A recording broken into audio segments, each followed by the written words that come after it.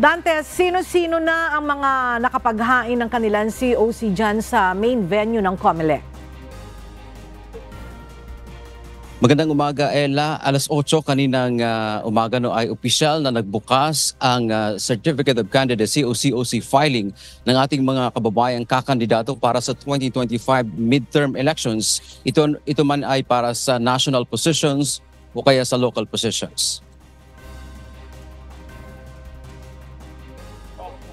Ella, dito sa Tent City ng Manila Hotel, ginagawa ngayon ang COC filing para sa national positions o sa mga tumatakbong senador at party list. Kaunti pa lang naman, Ella, sa ngayon ang mga naghain ng kanilang kandidatura. Unang nag-file kanina si Agri Party List Representative Wilbert Lee na tumakbo bilang senador sa ilalim ng Aksyon Demokratiko. Muli ring tumakbo si Dr. Joey Montemayor bilang senador. Una na siyang tumakbo, Ella, noong 2022 national elections bilang presidente. Bukod dito, mailan pa na first time o unang beses na tumakbo sa eleksyon. Samantala sa party list system naman, ang Kabayan Party List ang unang naghain ng COC sa ilalim ng party list system. Ang kanilang first nominee na si Congressman Ron Salo ang naghain ng COC. Si dating Energy Undersecretary Astra Pimentel Naik naman ay naghain din ng COC sa ilalim ng party list system at siya ang tumatayong first nominee.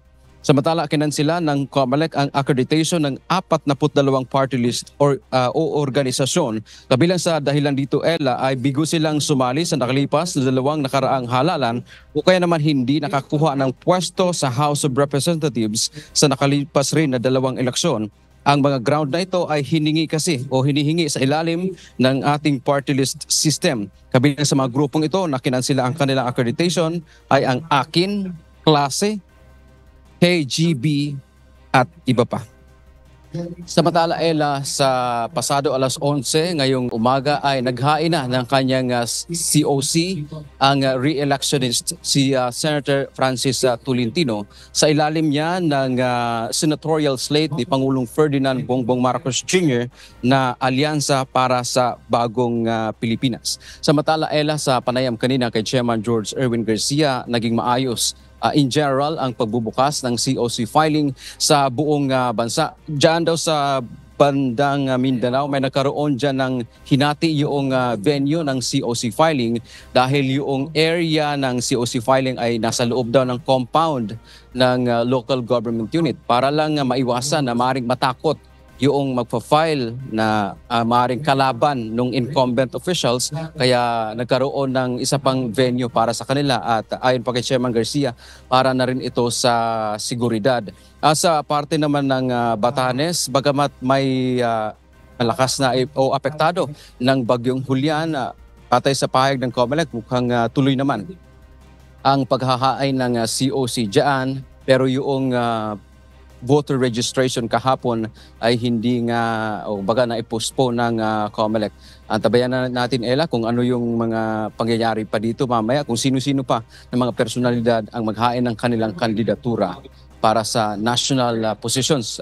Dito kasi ginagawa sa Manila Hotel ang para sa senador at saka party list. Yan ang ating update. Balik sa iyo, Ella. Dante, hanggang anong oras at hanggang kailan ang pagpa-file ng COC dyan sa Manila Hotel? Yes, Ella, ang filing ng COC ay mula October 1 ngayong araw hanggang October 8, alas 8 ng umaga hanggang alas 5 ng hapon. At paalala pa ng COMELEC, Ella, dapat pagka pumunta rito, dapat tiyakin ng ating mga kakandidato na kumpleto yung kanilang na-fill out na COC dahil kapag kahit mayroong isang kulang, Ella, halimbawa documentary stamp, ay tiyak na hindi yan tatanggapin ng COMELEC. At isa pa, dapat yung picture nila, Ella, hindi pwedeng ito ay kuha noong 1 taon, 2 taon o ilan pang taon. Dapat 6 months prior ng kanilang pag-file dito ang gagamitin nilang mga picture. So ilan lamang yan sa mga aring requirement, pero kung kulang yan, tiyak na hindi tatanggapin ng COMELEC ang kanilang Certificate of Candidacy. Alright, maraming salamat, Dante Amento.